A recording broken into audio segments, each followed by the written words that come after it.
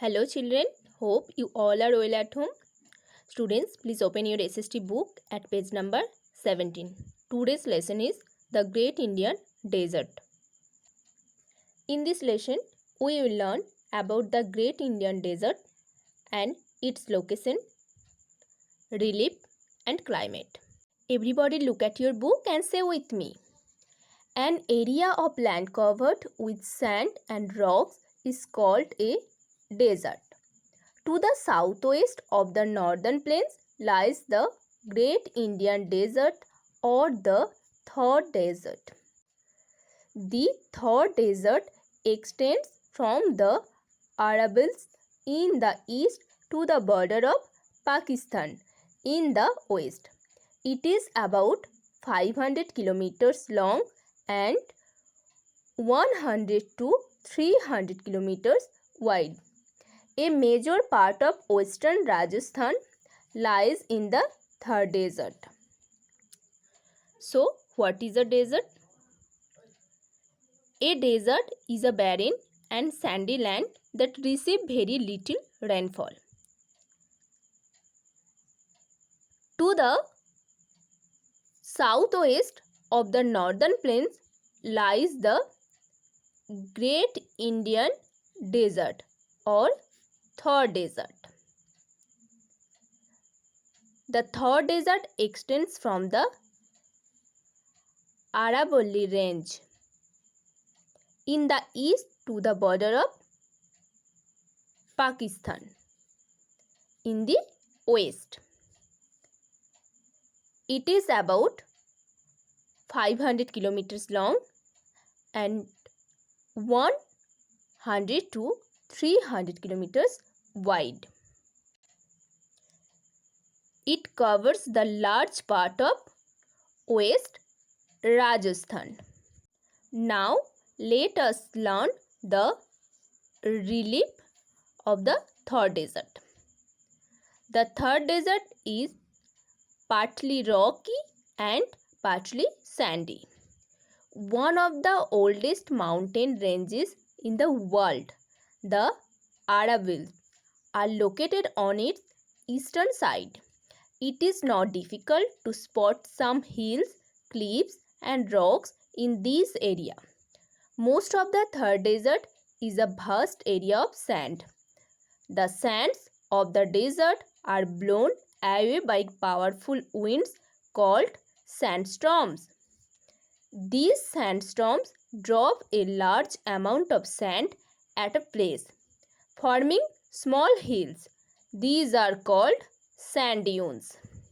So the Thar Desert consists of both rocks and sand. Aravallis, one of the oldest mountain ranges in the world, are located on its eastern side. Most of the Thar Desert is a vast area of sand. The sands of the desert are blown away by powerful winds called sandstorm. So the strong winds of the desert keep moving the dunes from one place to another. These sandstorms drop a large amount of sand at a place, forming small hills. These are called sand dunes. So the desert has very small hills of sand called sand dunes. Remember students, though Rajasthan is a desert state, it has a very famous hill station known as Mount Abu.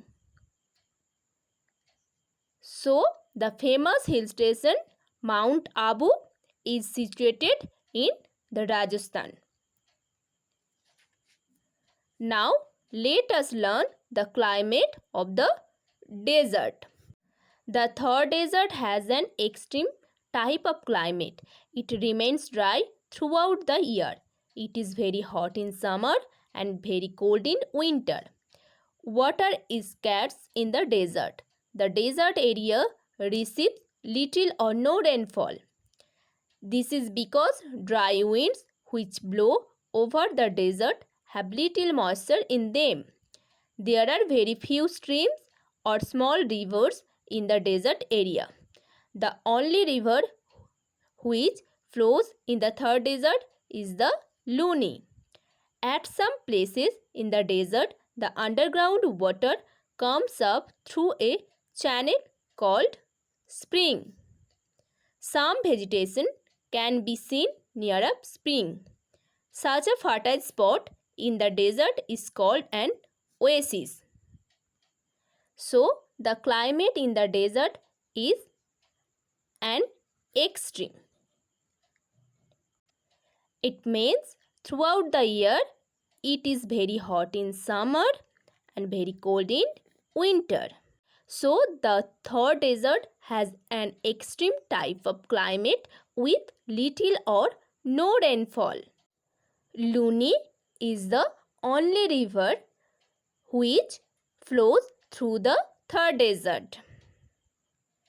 Now, we will learn about spring. At some places in the desert, the underground water comes up through a channel called spring. So, there are some places in the desert where the underground water comes up to the surface in the form of springs. Now, learn about the oasis. Some vegetation can be seen near a spring like herbs, shrubs, etc. Such a fertile spot in the desert is called an oasis. So, oases are fertile areas in deserts having water and vegetation. Students, did you know Jaisalmer, Jodhpur and Bikaner are the important places of the Rajasthan which fall in the third desert. So, Jaisalmer, Jodhpur and Bikaner are the important places of the Rajasthan which fall in the third desert. Hope this is clear to you. If you have any problem, you can call me. Bye students. See you in the next class.